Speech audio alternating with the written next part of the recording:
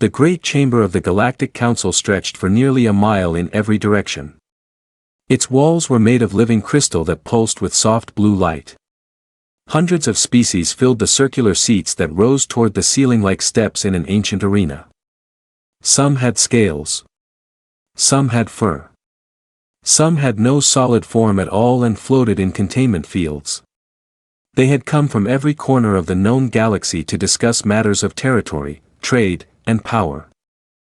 Ambassador Zyth Colvin of the Valoran Dominion stood at the center of the chamber. He was tall and thin with gray skin stretched tight over a skull that came to a sharp point at the back. His 4 eyes blinked in sequence as he waited for the noise to die down. Behind him, a massive holographic display showed a small blue and green planet spinning slowly in the darkness of space. Honored members of the council, Zyth began, his voice carrying easily through the chamber's perfect acoustics. I come before you today with a simple request. The Valoran Dominion wishes to expand into Sector 447. This sector contains valuable mining resources that will benefit the entire galactic economy. A murmur ran through the assembled delegates. Sector 447 was on the outer rim of the galaxy, far from the busy trade routes and powerful empires. Most species had never even bothered to explore it. There is, however, a small complication, Zyth continued. He pressed a button on his wrist device and the holographic display changed. Now it showed a creature standing upright on 2 legs. It had no scales, no claws, no visible weapons on its body. Its skin was soft and exposed. It had only 2 eyes positioned on the front of its round head. This is a human, Zyth said. They have recently colonized a world in Sector 447. They call it New Helsinki. The Danari ambassador leaned forward. She was covered in thick green scales and had survived 3 assassination attempts. Very little surprised her anymore. And what do you know of these humans? She asked. Zyth smiled, showing rows of small, sharp teeth. Very little, because there is very little to know. They achieved interstellar travel less than 100 years ago. They have no natural armor, no venom, no claws or fangs. They require sleep for approximately 1/3 of their existence. They die from temperature changes that most of us would find merely uncomfortable. He paused for effect. They are, in simple terms, one of the weakest species we have ever encountered. Laughter rippled through the chamber. The Korvathi delegate, a massive creature with 4 arms and skin like stone, slapped his knee. And you need council approval to deal with these soft creatures, he bellowed. Just brush them aside and take what you want. Zyth nodded slowly. That is precisely what I intend to do. But protocol requires that I inform the council before any military action against a spacefaring species, no matter how primitive. I am asking for formal approval to claim the human colony and its resources. If they resist, we will pacify them. The vote was quick. One by one, the species of the Galactic Council pressed their approval buttons. The motion passed unanimously. No one objected. No one asked questions. The humans were simply too small, too weak, and too far away to matter. As the delegates filed out of the chamber, the Danari ambassador paused beside Zyth. A word of caution, ambassador, she said quietly. I once read a file on these humans. They have an interesting history. Zyth waved his hand dismissively. All species have interesting histories. What matters is their capabilities, and their capabilities are nothing. The Danari ambassador studied him for a long moment. Perhaps, she said. But the file mentions something curious. These humans, on their homeworld, they were once prey. Small and weak, as you say. Yet somehow they became the dominant species. They killed creatures 10 times their size. They spread across every corner of their planet. They even killed each other in numbers that should have ended their species entirely. Yet, they survived. Does that not concern you? Zyth laughed. Old stories and legends. Every species has them. The Valoran Dominion has conquered 43 species. These humans will simply be number 44. The Danari ambassador said nothing more. She simply walked away, her scales clicking against the crystal floor. She had tried to warn him. That would have to be enough.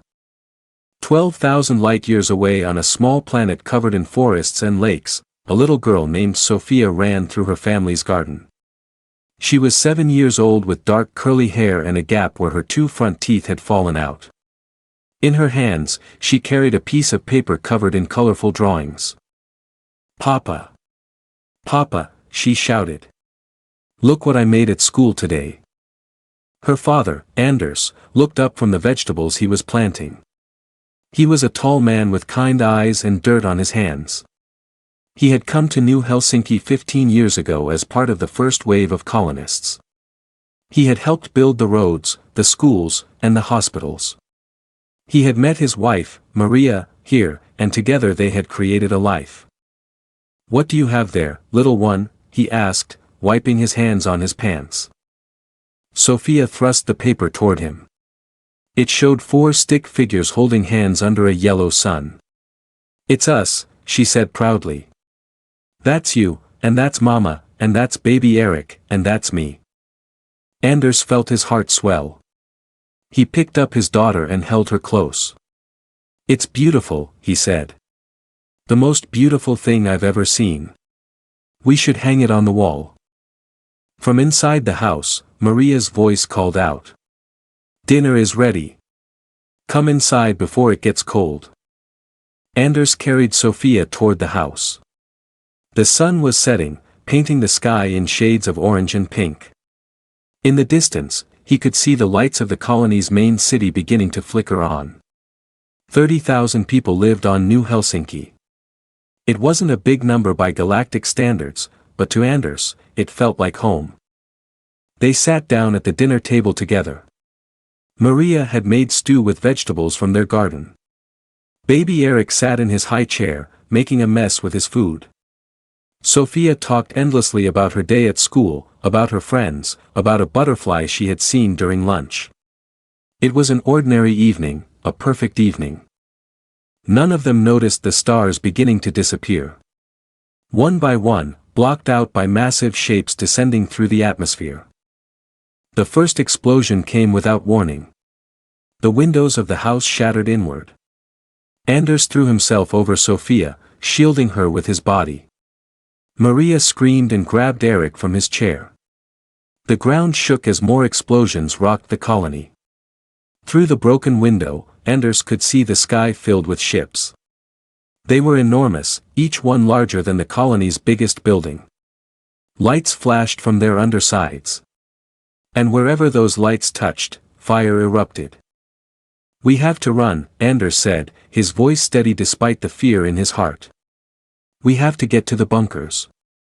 They ran out into chaos. People were everywhere, screaming, crying, trying to find their loved ones.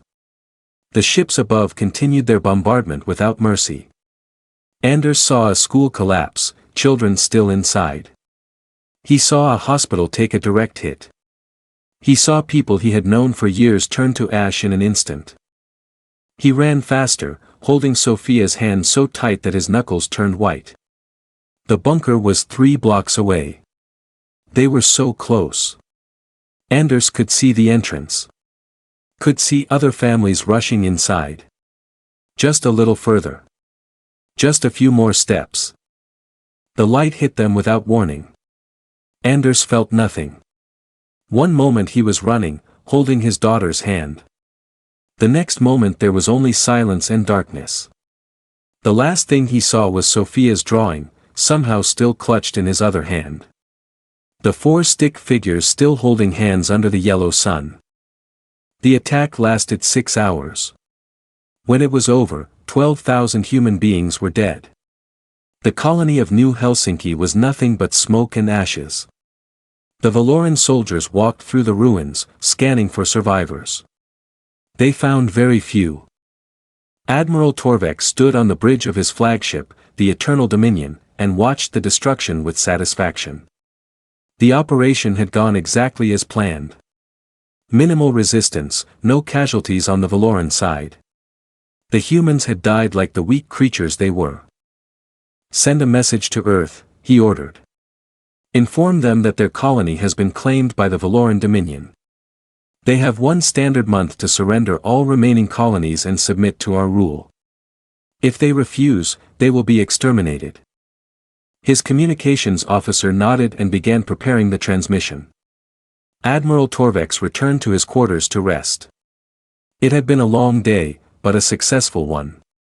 Soon, the Valoran Dominion would control all of Sector 447. The humans would either surrender or die, and either outcome was acceptable. He did not bother to learn the names of those he had killed. They were just numbers to him. Statistics. Acceptable losses in the pursuit of expansion. He did not know about Sophia's drawing. He did not know about Anders and Maria and baby Eric. He did not know that in the ashes of New Helsinki, a rescue team would eventually find that drawing, somehow preserved despite the flames. They would find it still clutched in the remains of a father's hand, and they would weep. He did not know any of this, but he would learn. On Earth, the message arrived at 3:47 a.m. Greenwich Mean Time. Within minutes, every government on the planet had been notified. Within hours, every news network was broadcasting the same images: the burning ruins of New Helsinki, the massive Valoran ships, the body count that kept climbing as more information came in. 12,000 dead. Men, women, and children. Farmers and teachers and doctors. Entire families erased in a single night. The world watched in horror, and then slowly, the horror turned to something else. The emergency session of the United Nations was the largest in human history. Every nation sent representatives. Enemies who had not spoken in decades sat side by side. Old grudges, ancient hatreds, generations of distrust, all of it melted away in the face of what had happened. When the Valoran demand was read aloud, surrender or be exterminated, there was silence in the chamber. Then someone laughed. It was not a happy laugh. It was the kind of laugh that comes before violence. The kind of laugh that means someone has made a terrible mistake. One by one, other voices joined in. The laughter spread through the chamber, growing louder and louder until it echoed off the walls. Delegates from countries that had been at war for centuries laughed together. They laughed at the absurdity of the demand. They laughed at the arrogance of creatures who thought they could threaten humanity and expect submission. When the laughter finally died down, the Secretary General rose to speak. "I believe," she said calmly, "that our response should be clear." The vote was unanimous. The response was sent back along the same communication channel the Valorans had used. It contained a single word, translated into every language the computer could identify. No. On the Eternal Dominion, Admiral Torvex received the human response with confusion. Just one word. He asked his communications officer. Nothing else. No counteroffer. No plea for mercy. Nothing else, Admiral. Just the word no. Torvex frowned. This was not how conquered species behaved. They usually begged. They bargained. They offered tribute, resources, anything to avoid destruction. They did not simply refuse. "Perhaps they do not understand the situation," he said finally. "Send another message. Explain in detail what will happen to their remaining worlds if they do not comply." The message was sent. The response came back within an hour. It was the same single word. No. Admiral Torvex felt the first stirrings of unease in his chest. Something was wrong. These humans were supposed to be weak, primitive, insignificant. They were supposed to surrender. Why were they not afraid? He did not know it yet, but he had just made the worst mistake of his life. He had attacked a species that did not know how to surrender. He had killed their children. And in doing so, he had awakened something that had slumbered for centuries. On Earth, the factories were already beginning to retool. The scientists were already beginning to design. The soldiers were already beginning to train. Humanity was not preparing to negotiate. Humanity was preparing for war. And when humans go to war, truly go to war, the galaxy would soon learn that there is no force in existence more terrifying. The Valorans had started this fight. Humanity intended to finish it. In a small office in Geneva, a woman named Elena Vasquez sat at her desk, staring at a holographic image of New Helsinki. She had been chosen to lead humanity's military response. She had fought in 3 wars during her career and had never lost a battle, but this was different. This was not a war between nations. This was a war for survival. On her desk was a file containing photographs of every person who had died on New Helsinki. She had looked at each one. She had memorized their names. She had promised herself silently that she would remember them until the day she died. One photograph in particular caught her attention. It showed a little girl with dark curly hair and a gap-toothed smile. According to the file, her name was Sophia. She was 7 years old. She liked to draw pictures of her family. Elena traced the photograph with her finger. "I promise you," she whispered. "They will pay for what they did. Every single one of them. I will make sure of it." Outside her window, the sun was rising over Geneva. Across the planet, the war machine of humanity was beginning to move. Ships that had been mothballed were being reactivated. Weapons that had been banned were being rebuilt. Volunteers were flooding recruitment centers in every city, on every continent. The Valorans had thought they were attacking a weak and primitive species. They were about to discover just how wrong they were. The war had begun. The transformation of Earth happened faster than anyone thought possible. In the first 72 hours after the attack on New Helsinki, the emergency coalition was formed. Nations that had threatened each other with nuclear weapons just weeks before now shared military secrets freely. Factories that had built cars and televisions and children's toys shut down overnight and reopened to build weapons, armor, and warships. There was no arguing. There was no debate. There was no time for politics. 12,000 people were dead, and humanity had only one thought: make them pay. Elena Vasquez stood at the center of the Global Command Center, watching dozens of holographic displays show the progress of human industry. Every screen showed numbers climbing upward: weapons manufactured, ships completed, soldiers trained. The numbers grew every hour, every minute, every second. "Report," she said to her aide, a young man named Captain Torres who had not slept in 3 days. Torres checked his tablet. Dark circles hung under his eyes, but his voice was steady. "We've converted 93% of heavy manufacturing to military production.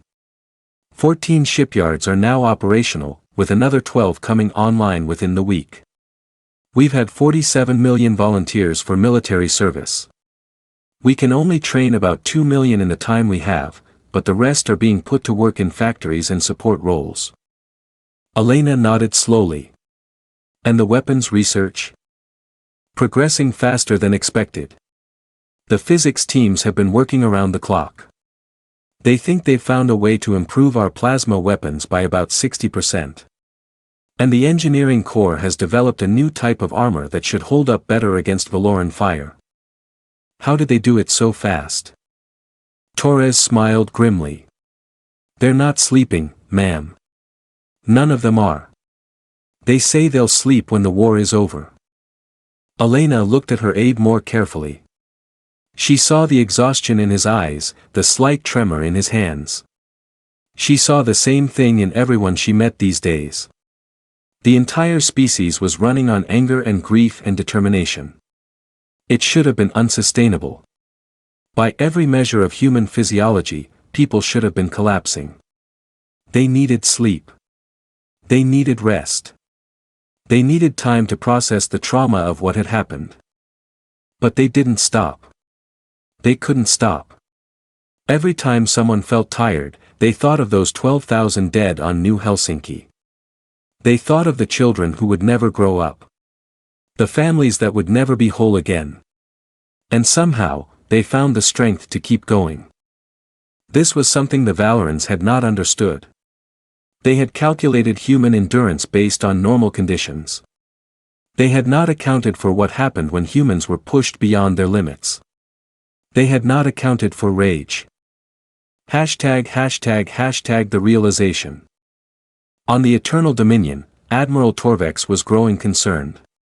2 weeks had passed since the attack on New Helsinki. He had expected human surrender within days. Instead, he had received nothing but silence. His scouts reported strange activity in human space, but they could not get close enough to see what was happening. The few that tried did not return. "I want a full intelligence report," he ordered his science officer, a thin female named Cethix who specialized in analyzing alien species. "Everything we know about these humans. Their psychology, their history, their capabilities. Something is wrong, and I want to understand what." Cethix worked for 3 days straight, gathering data from every source available to the Valoran Dominion. When she finally presented her report, Admiral Torvex wished she had taken longer. "The humans are more complex than we initially assessed," Cethix began, her voice careful and measured. "They evolved on a high-gravity world with extreme environmental conditions. They are not the strongest species on their planet, nor the fastest. They survived through 2 primary mechanisms." She pressed a button and a holographic image appeared, showing a group of primitive humans chasing a large animal across an open plain. First, persistence hunting. Humans cannot outrun most prey, but they can outlast it. They simply follow their target for hours, sometimes days, until it collapses from exhaustion. Their bodies are designed for endurance over speed. Admiral Torvex shifted uncomfortably in his seat. And the second mechanism, pack bonding. Another image appeared, showing humans gathered around a fire, holding spears, and watching the darkness around them. Humans form intense emotional connections with their family groups. These connections drive them to extreme behavior. When the group is threatened, they will sacrifice themselves for their pack. They will fight far beyond their physical limits. They will pursue threats until those threats are eliminated regardless of the cost to themselves. "Interesting," Torvex said slowly. "But surely this applies only to their immediate family units. We attacked a colony, not a family." Cethix hesitated. "That is where the situation becomes concerning, Admiral. Human pack bonding is not limited to genetic relatives.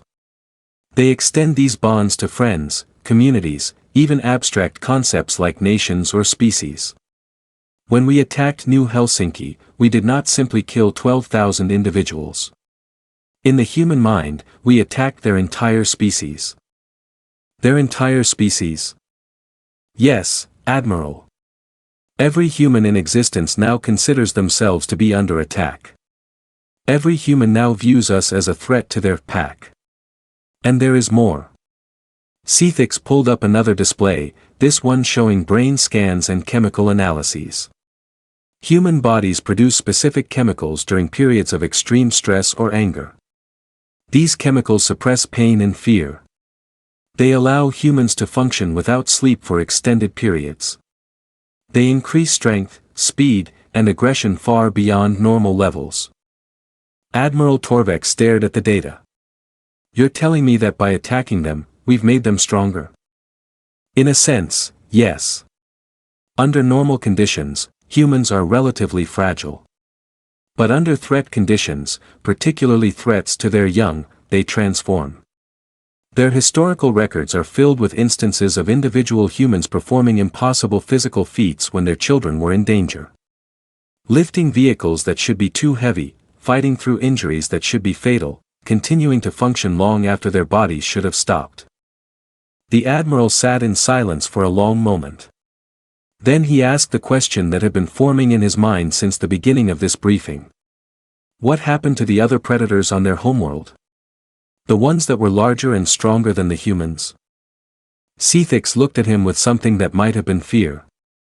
The humans killed them, Admiral. All of them. Every major predator species on Earth was driven to extinction by humans. And they didn't just hunt them for food. Historical records indicate that humans would specifically target creatures that threatened their communities and pursue them until none were left. They have a word for it. What word? Revenge. Admiral Torvex felt cold for the first time in his life. He had commanded fleets against 43 species. He had seen enemies that were faster, stronger, better armed than the Valorans. He had defeated them all. But he had never faced an enemy like this. An enemy that could not be intimidated. An enemy that would not stop.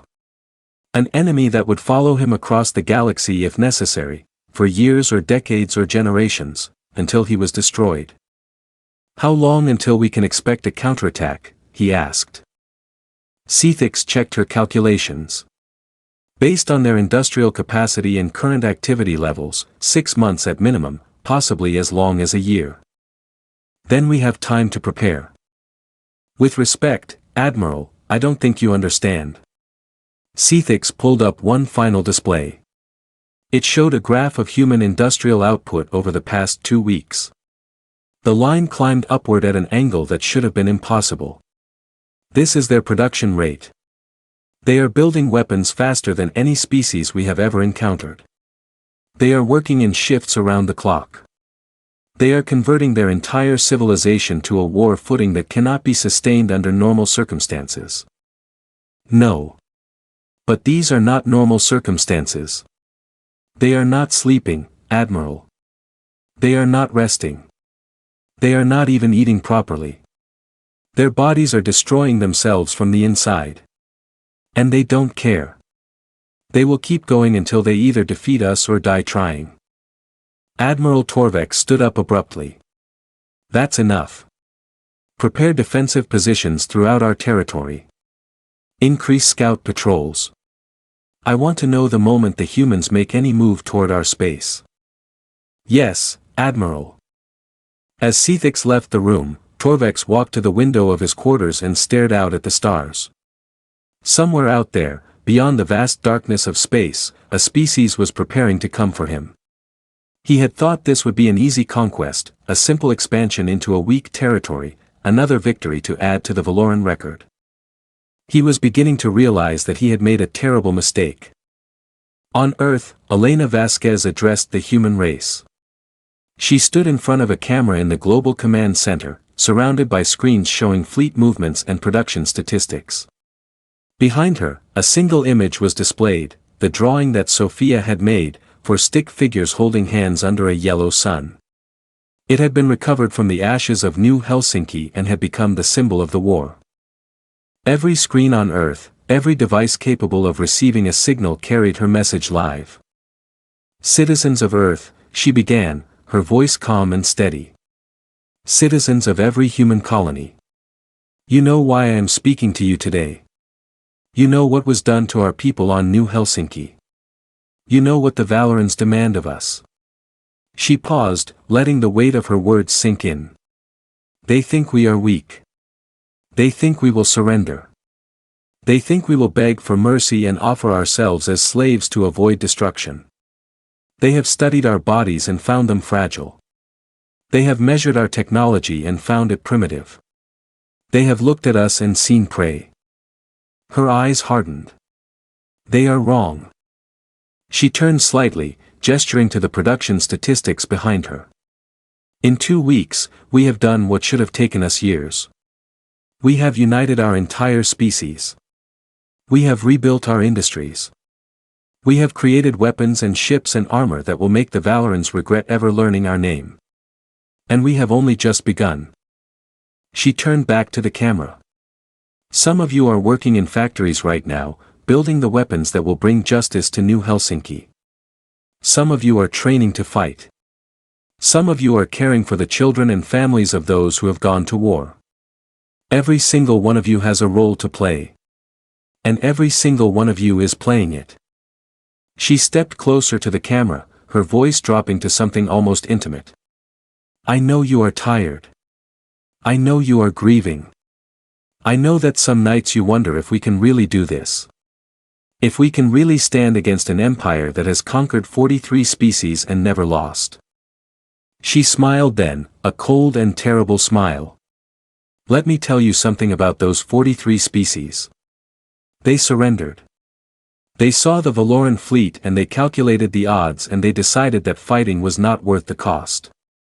They valued their lives more than their pride, their freedom. She shook her head slowly. Asterisk asterisk, we are not like them. We have never been like them, asterisk asterisk, when someone threatens our families, we do not calculate odds.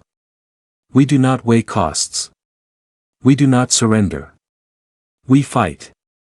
We fight until we win or until there is no one left to fight. This is who we are. This is who we have always been.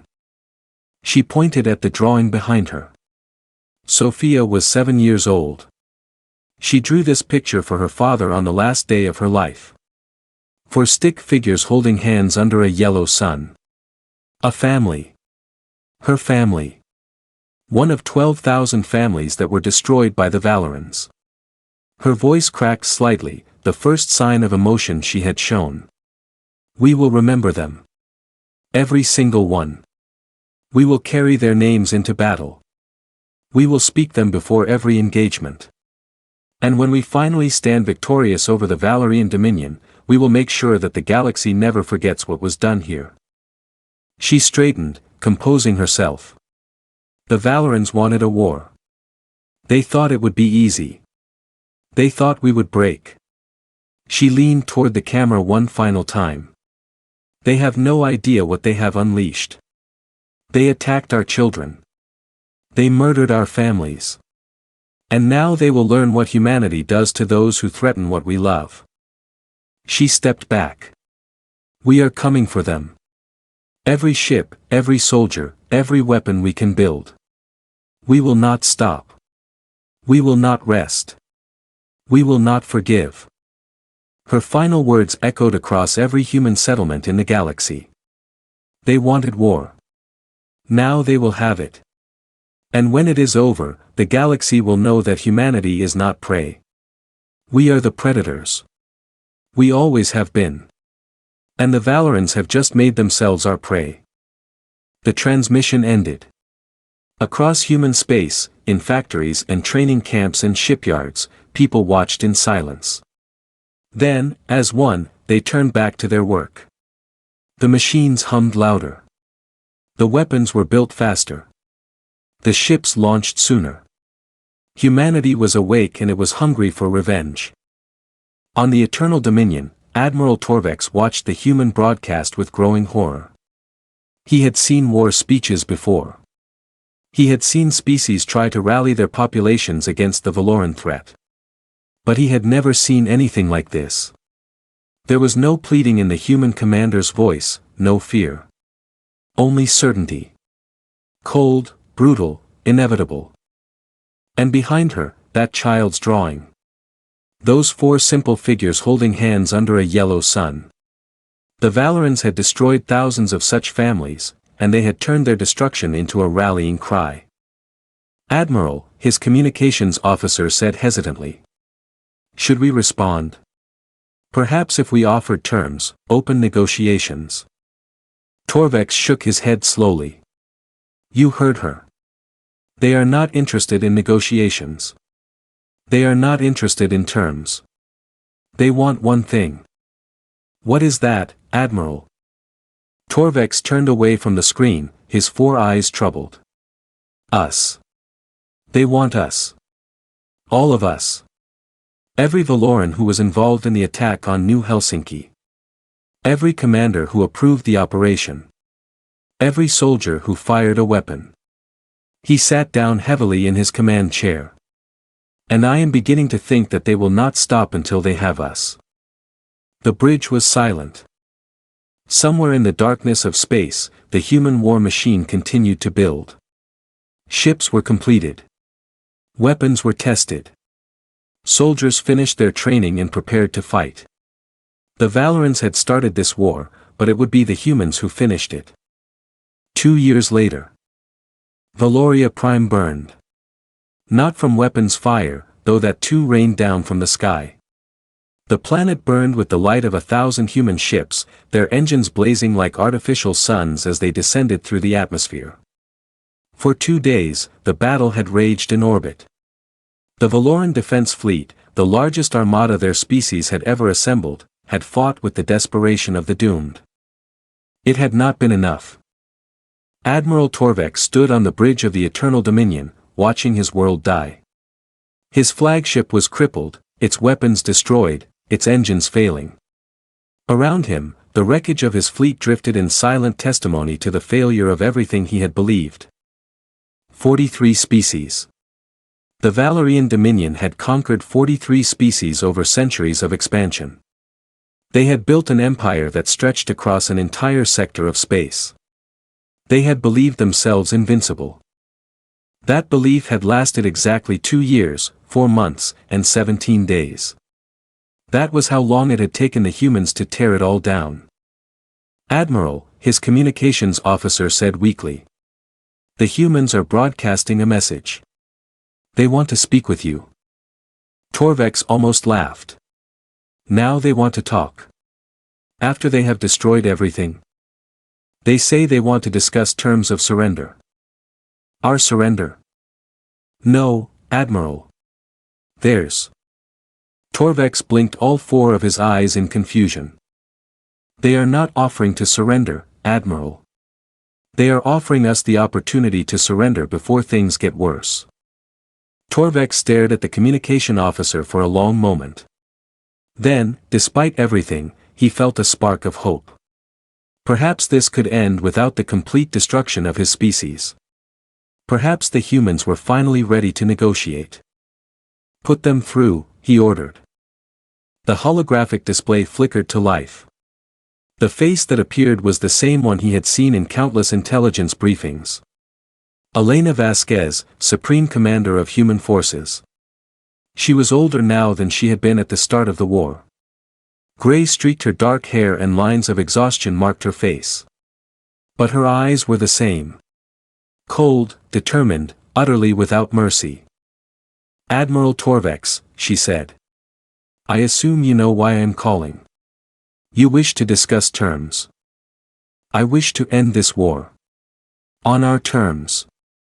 You have one chance to accept them. If you refuse, we will continue until there is nothing left of your civilization." Torvex felt his hope dying. "And what are your terms?" "First, complete and unconditional surrender of all Valoran military forces. Your ships will be disarmed.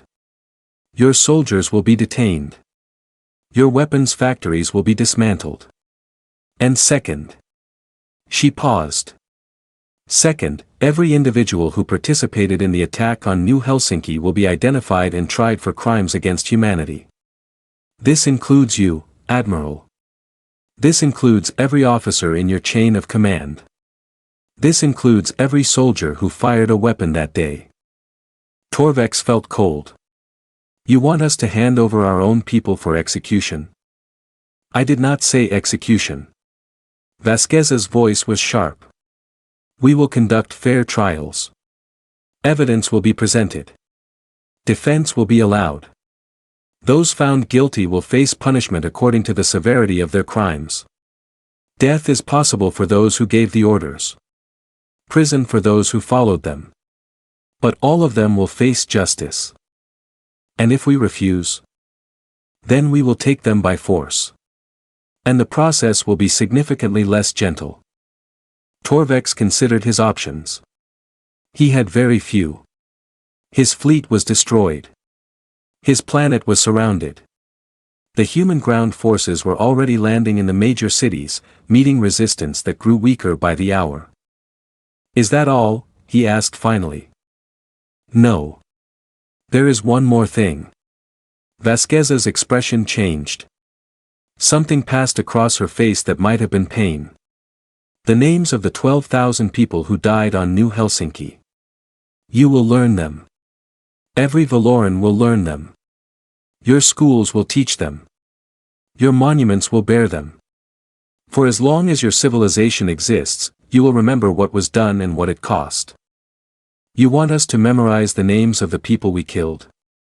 I want you to remember them. I want your children to remember them. I want your children's children to remember them 1,000 years from now. New Helsinki must never be forgotten. The moment your species forgets, the moment you begin to think that what happened was acceptable, that it could be done again without consequence, that is the moment we will return. She leaned forward. Do you understand what I am telling you, Admiral? We are not destroying you because we do not want to become what you are. We do not slaughter civilians. We do not burn colonies. We fight soldiers who try to stop us. And when the fighting is over, we stop. That is what separates us from you. But you will never forget. And neither will we. Every human child will learn about New Helsinki. Every human will know what the Valorans did and what we did in response. This is our guarantee that it will never happen again. Memory is the most powerful weapon in the galaxy. Torvex stood in silence for a long moment. Then slowly he lowered his head. We accept your terms, he said. The Valoran Dominion surrenders. The surrender ceremony took place 3 days later in the Great Plaza of Valoria Prime's capital city. The city was scarred but intact. Human forces had been careful to minimize civilian casualties. They had targeted military installations, government buildings, defensive positions, not homes, not schools, not hospitals. The contrast with New Helsinki could not have been more stark. Elena Vasquez stood at the center of the plaza, surrounded by human soldiers in their black and gray armor.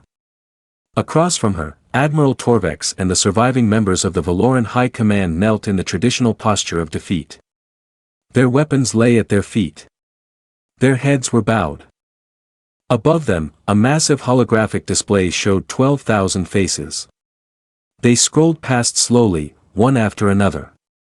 Each face was accompanied by a name, an age, and a brief description. Asterisk Sophia, age 7. Loved to draw, asterisk. Asterisk Anders, age 42. Helped build the colony, asterisk. Asterisk Maria, age 39. Made the best stew in the neighborhood, asterisk. Asterisk Eric, age 2.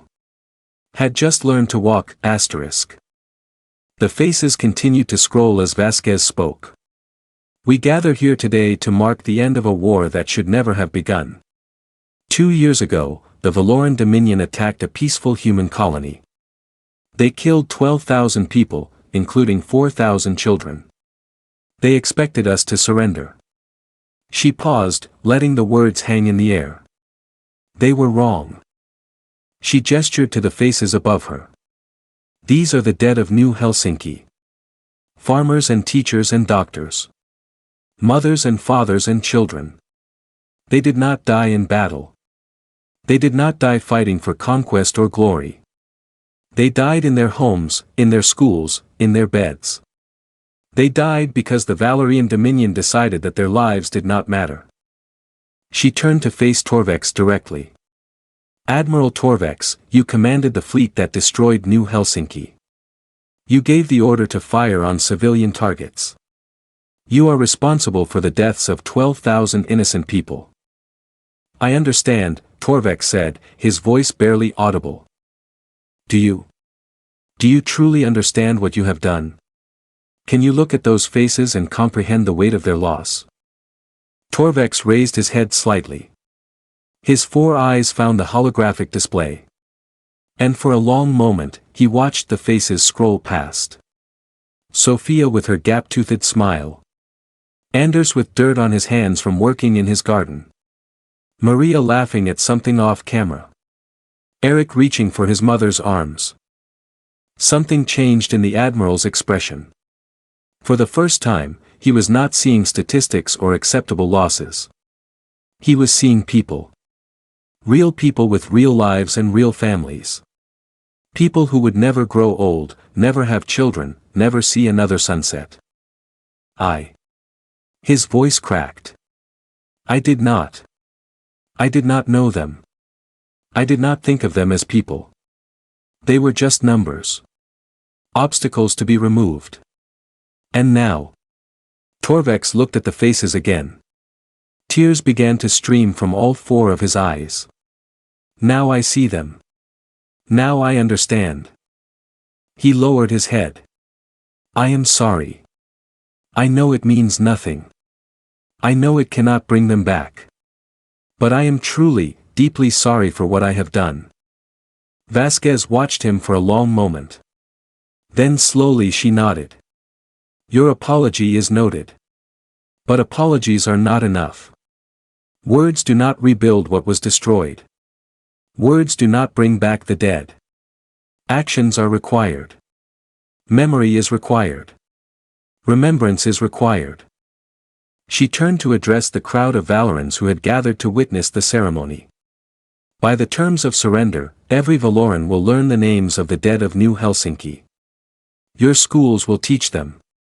Your monuments will bear them. Your ceremonies will honor them for the rest of your history. You will carry this weight not as punishment, but as responsibility. This is the price of what was done. This is the guarantee that it will never happen again. She turned back to Torvex. Admiral Torvex, you will stand trial for your crimes. So will every officer who served under you. If found guilty, you will face whatever sentence the court decides. That is justice. But the killing ends here. Today. No more Valorans will die for what happened on New Helsinki. Your civilians are safe. Your culture will survive. Your species will continue. We did not come here to destroy you. We came here to make sure you never forget. She stepped closer to Torvex, lowering her voice so that only he could hear. I wanted to kill you. Every day for 2 years, I dreamed of it. I imagined my hands around your throat, watching the light fade from your eyes. It would have been so easy. So satisfying. Torvex looked up at her, waiting. But then I thought of Sophia, the little girl whose drawing I have carried since the beginning of this war. She was 7 years old. She drew pictures of her family. She had no hatred in her heart. She just wanted to be happy and safe and loved. Vasquez's voice softened.